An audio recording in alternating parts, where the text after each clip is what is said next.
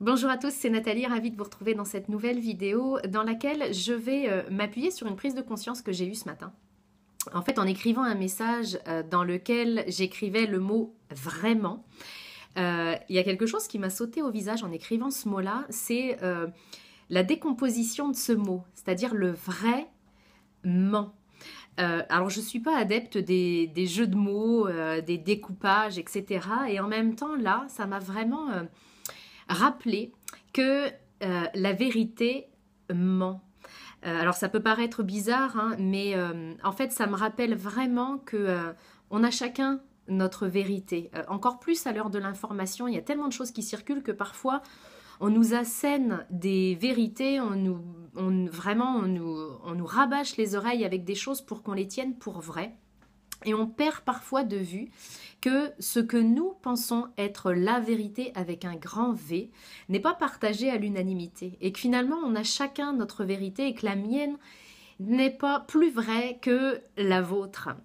Et ça m'intéresse beaucoup parce que on rencontre parfois, et ça m'est arrivé dernièrement, des personnes qui pensent être les détenteurs de la vérité. Et à partir du moment, à mon sens, où on pense la détenir et on pense que tout le monde se trompe sauf nous, ça commence à être une pente hyper savonneuse. Donc ça me tenait à cœur de vous le partager ce matin, juste pour qu'on garde tous en conscience que ma vérité est liée à mes croyances, mon parcours, mon cheminement, mon état de conscience. Elle est liée à plein de paramètres qui font que je peux la partager et en même temps, beaucoup de gens ne la partagent pas.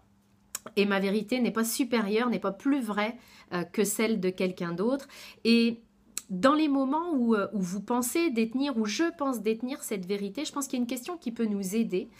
C'est est-ce qu'il y aurait une autre vérité possible? Est-ce qu'il y aurait dans cette situation une autre interprétation possible?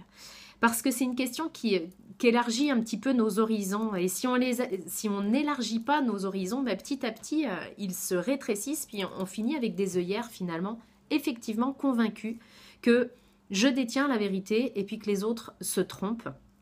Donc, c'est ce que je voulais vous partager ce matin. Partagez-moi dans vos commentaires votre définition de la vérité ou les prises de conscience que vous avez suite au visionnage de cette vidéo. Et puis, je vous retrouve très bientôt dans une prochaine capsule. Belle journée, bye.